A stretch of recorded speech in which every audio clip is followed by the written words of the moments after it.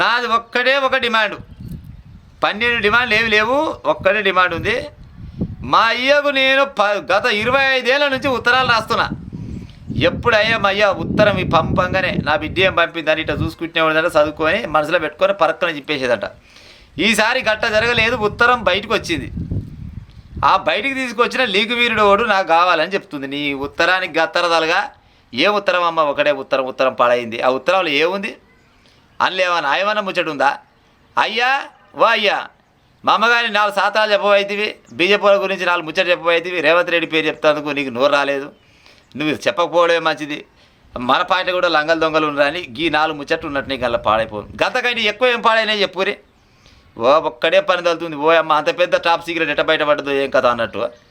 Leak చేయడం వల్ల ఈలే ఏక నెంబర్, ఈలే లీక్ చేసుకొని ఈలే జనాలను ఇతర ఈ అమ్మాయి తలకాయ నొప్పి తప్పితే ఏం లేదు. ఈ ఉత్తరం పంచాయతీ పాడైపోను పా.